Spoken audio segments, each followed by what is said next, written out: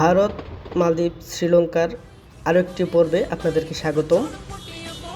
গত পর্বে আপনারা দেখেছিলেন সিলেট থেকে Dhaka cantonment rail station Gede হয়ে কলকাতা, সেখান থেকে হায়দ্রাবাদ রাজীব গান্ধী আন্তর্জাতিক বিমানবন্দর পর্যন্ত আমরা কীভাবে পৌঁছেছিলাম। আমাদের ইমিগ্রেশন ছিল খুবই স্মুথ। আজকে আমরা দেখাবো আমাদের মালদ্বীপ এবং শ্রীলঙ্কার কতগুলো ভিডিও নিয়ে পরবর্তী অংশ, পর্ব 2। এখন আমরা যে জায়গাটিতে অবস্থান করছি তার নাম আর্টিফিশিয়াল বিচ।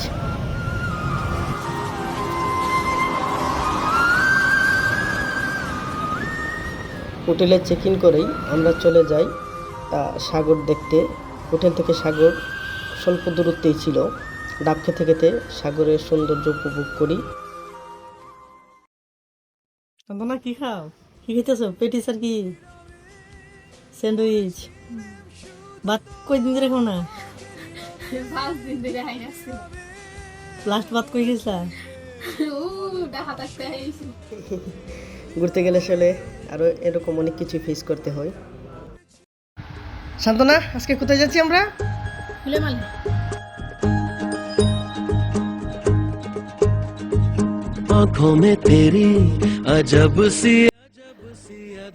সমুদ্রে ঘেঁষা মালদ্বীপসে নতুন একটি দিনে আপনাদের সবাইকে স্বাগতম। আজকে আমরা মালদ্বীপসের মালের শহর থেকে ফুলেমালে দ্বীপটি দেখতে যাব এবং আমরা এই জন্য মালদ্বীপসের যে লোকাল ট্রান্সপোর্ট ছোট ছোট বাস আছে যেগুলা মালদ্বীপ মালে থেকে ফুলেমালে পর্যন্ত যায়, সেই বাস দিয়ে ফুলেমালে যাব। তো আপনারা থাকুন সাথেই, চলুন দেখে আসি মালে থেকে ফুলেমালে। ऐसी रात है जो बहुत खुश नसीब है, चाहे जिसे दूर से दुनिया वो मेरे करीब है। कितना कुछ कहना है फिर भी है दिल में सवाल कहीं, सपनों में जो रोज कहा है वो फिर से कहूँ या नहीं। आंखों में तेरी अजब सी अदाएं हैं, हो आंखों में तेरी अजब सी अदाएं हैं। दिल को बना दे जो पतंग सांसें ये तेरी वो हवाएं हैं।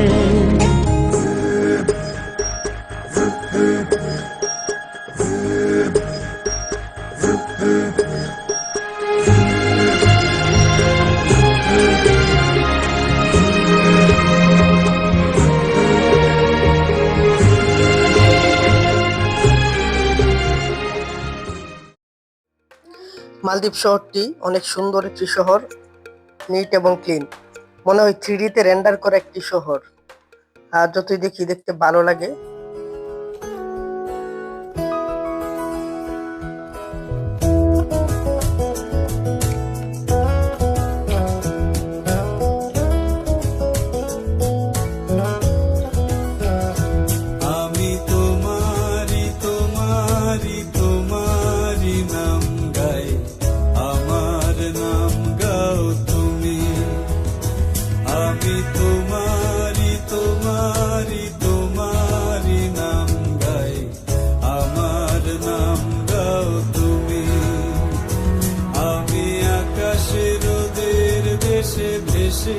ভেসে বেড়াই মেঘের পাহাড়ে চড় তুমি, আমি তোমারি তোমারি তোমারি।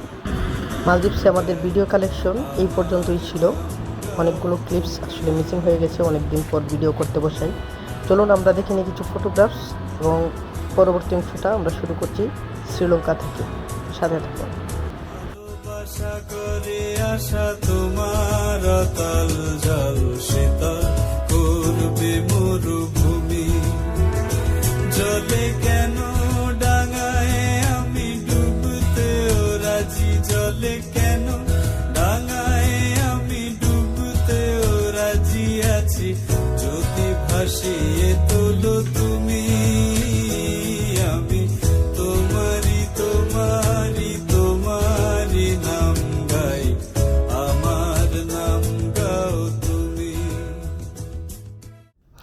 হায়দ্রাবাদ এবং মালের ইমিগ্রেশন এতই স্মুথ ছিল যে আমরা মালে থেকে যখন কলম্বোতে যাব সেইখানে একটু ইচ্ছে করে দেরি করে পৌঁছাই, কিন্তু সেখানে গিয়ে ভিড় দেখে আমরা তো অবাক হয়ে যাই। এক মুহূর্তের জন্য মনে হচ্ছিল আমরা ফ্লাইটটা মিসই করতে যাচ্ছি। যাই হোক, শেষ পর্যন্ত আমরা শেষ যাত্রী হিসাবে বিমানে উঠলাম। শ্রীলঙ্কাতে আমরা অন অ্যারাইভাল ভিসা নিয়েছিলাম, তো সেখানে ইমিগ্রেশন শেষ করে বের হতেই আমাদেরকে ধরিয়ে দেওয়া হলো শ্রীলঙ্কার একটি ম্যাপ এবং ট্যুরিস্ট প্লেস সম্পর্কে একটি বেসিক আইডিয়া। কলম্বোতে দেরি না করে চলে এলাম হেটন নামের একটি শহরে। ছবি যেটি দেখতে পাচ্ছেন, হেটনে এক রাত থেকে আমরা একটি লেকের পাশ ধরে সুন্দর নয়াবিরাম দৃশ্য দেখতে দেখতে আমরা চলে এলাম নোয়ারা ইলিয়ার নাল্লা থানিয়া নামক একটি গ্রামে, যেখান থেকে আমাদের অ্যানোস্পিকের যাত্রা শুরু। আপনাদেরকে কিছু ডাটাবেস দিয়ে রাখি। এখান থেকে আমাদের পায়ে হেঁটে উঠতে হবে 942 মিটার, যেটা ফুটে হিসাব করলে 3090 ফুট বা প্রায় 300 তলা ভবনের সমান। এই পরিমাণ উচ্চতা আমাদেরকে পায়ে হেঁটে উঠতে হবে। অবশ্য বেশি দূর না, এই যে এদিক দিয়ে উঠতে উঠতে উঠতে উঠতে উঠতে এই যে চূড়াটা দেখা যাইতেছে, আমরা আজকে আমরা গন্তব্য এইখানে। চলো শান্তনা, এনার্জি আছে তো, চলো। ওকে, আমরা এখন আছি মাঝামাঝি। এই যে খুব খারাপ রাস্তা এদিকে, শান্তনা উঠতে পারবা? কি খারাপ দেখছো নি?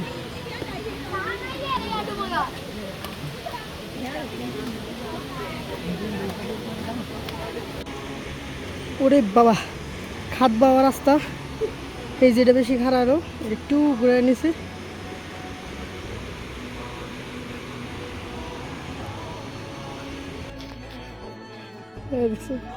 আগেরটা খারাপ হইলে এটা খারাপ, প্লাস খারাপ প্লাস খারাপ। এই শান্তনা, কি অবস্থা তোমার? আচ্ছা, আমরা এখন আছি একদম অ্যাডামস পিকের একদম টপ যে পয়েন্টটা, এখানে এখান থেকে হচ্ছে কি একটু উপরে অ্যাডামস পিকের অংশটা, ওইখানে ক্যামেরা করা নিষেধ। ছবি তোলা নিষেধ সত্ত্বেও তুলে ফেলা একটি ছবি অ্যাডামস পিকের টপে। আমি জাস্ট শুধু উচ্চতাটা বোঝানোর জন্য এই ভিডিওটা। আপনাদেরকে জুম করেও দেখানো যাবে কি না আমাদের শহর, আমরা যেখান থেকে এসেছিলাম, না সম্ভব না। এই যে আশেপাশে হচ্ছে গিয়ে মেঘ পাহাড়, আমরা তার উপরে। এখানে মেঘ নেই, মেঘ হচ্ছে কি আরও নিচে, আমরা আসলে মেঘ থেকে অনেক উপরে আছি এখন। আচ্ছা দেখি, আমার বউ বলতেছে আর জীবন আসবে না এখানে, এত কষ্ট হয়েছে আসতে, আসলে আমার নিজেরই কষ্ট হয়েছে। তো অ্যাডামস পিকের এই অংশ থেকে আপনাদের সাথে আমার অনুভূতিগুলি শেয়ার করতে পেরে ভালো লাগলো। আপনারা আপনাদের যাদের স্টেমিনা আছে, যাদের হিম্মত আছে, তারা এখানে আসবেন। দুর্বল যাদের হার্ট, তাদের এখানে আসা দরকার নেই। আপনারা দেখতে পাচ্ছেন কত পাহাড়, মানে পাহাড় আশেপাশের পাহাড় থেকে হচ্ছে গিয়ে এই অংশটা হচ্ছে গিয়ে উঁচুতে। তো এটা হচ্ছে গিয়ে সম্ভবত এই আশেপাশের যতগুলো পাহাড় আছে তার মধ্যে সবচেয়ে উপরের পাহাড়। এই যে সবাই উঠতেছে, আমরা নিচে যাব। এই দেখেন মেঘের কারণে নিচে আসলে কিছু দেখা যাচ্ছে না, আমরা এখানে যাব নিচে। নিচে নামতে নামতে কতগুলো তথ্য শেয়ার করি আপনাদের সাথে। শ্রীলঙ্কায় অ্যাডামস পিক বললে অনেকে নাও চিনতে পারেন। শ্রীলঙ্কার লোকাল যারা আছেন তারা এটিকে শ্রীপাদা হিসেবেই চিনে। তারা বিশ্বাস করে এটি বুদ্ধের পায়ের চাপ। আদম হোক বা বুদ্ধ, মুসলিম, খ্রিস্টান এবং বৌদ্ধ ও ভালো কথা হিন্দুরা মনে করে এটি হচ্ছে কি শিবের পায়ের ছাপ। তো যাই হোক, সব ধর্মেরই মানুষের বিশ্বাসের একটি জায়গা, শ্রদ্ধার একটি জায়গা। এইখানে আসতে অনেক কষ্ট হলেও দিন শেষে তৃপ্তি বোধ করছি। চলুন আমরা যাই এখন এলাতে।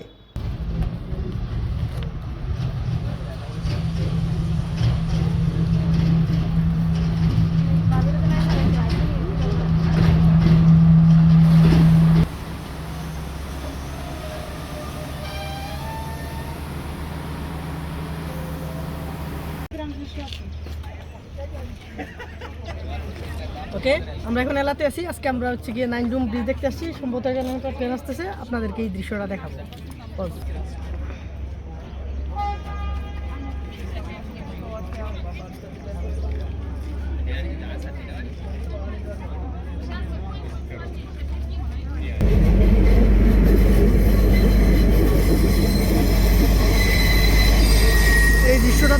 এখানে মানুষ দূর দূরান্ত থেকে ছুটে আসে ট্রেন চলে টানেলের ভিতর ঢোকার যে দৃশ্যটা।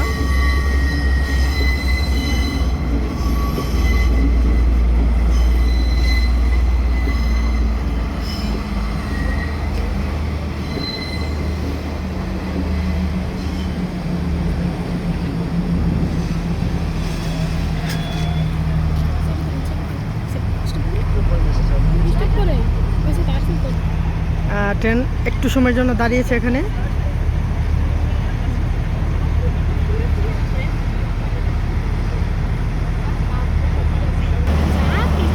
এই যে ট্রেন দাঁড়ানো অবস্থায় ছবি তোলার হিড়িক পড়ে গেছে।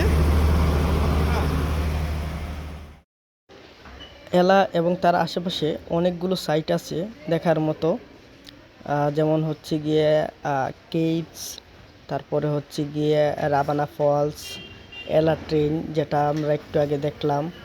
আর আমার সবচেয়ে প্রিয় ছিল এলাতে হচ্ছে গিয়ে আমরা একটা স্কুটি ভাড়া করেছিলাম এবং এই স্কুটি নিয়ে নিজের মতো করে ঘুরে বেরিয়েছি। আই থিঙ্ক এটা আমার সবচেয়ে প্রিয় একটা মুহূর্ত পুরোটা ভ্রমণেই। আমরা দূরে একটি গ্রামে চলে গিয়েছিলাম এবং অবাক করা ব্যাপার, একটা অচেনা গ্রামের অচেনা এক লোক আমাকে একটি গান শুনিয়েছিল, জিয়াউর রহমানের খুব প্রিয় গান, প্রথম বাংলাদেশ আমার শেষ বাংলাদেশ, জীবন বাংলাদেশ আমার মরণ বাংলাদেশ। তো আমি খুব অবাক হয়েছি, কারণ উনি আসলে বাংলা পারে না, তারপরও এই গানটি ওনার মুখ থেকে শুনে অবাক হওয়াটাই স্বাভাবিক, কারণ শ্রীলঙ্কার মানুষ, বিশেষ করে গ্রাম বা প্রত্যন্ত অঞ্চলের মানুষ, বাংলাদেশ সম্পর্কে এদের আইডিয়া এমনিতেই খুবই কম। তো এমন একটি জায়গায় নিজের দেশের কিছু একটা শুনতে পারা আসলে অন্যরকম একটা অনুভূতি কাজ করে।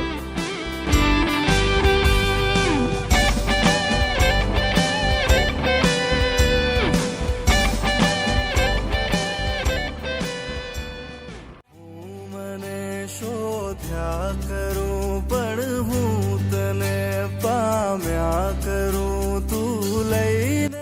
হাতে একদিন সময় থাকায় আমরা চলে এলাম কলম্বোর খুবই কাছাকাছি যে সমুদ্র বন্দরটি, নিগম্বো সি বিচ, এখানে।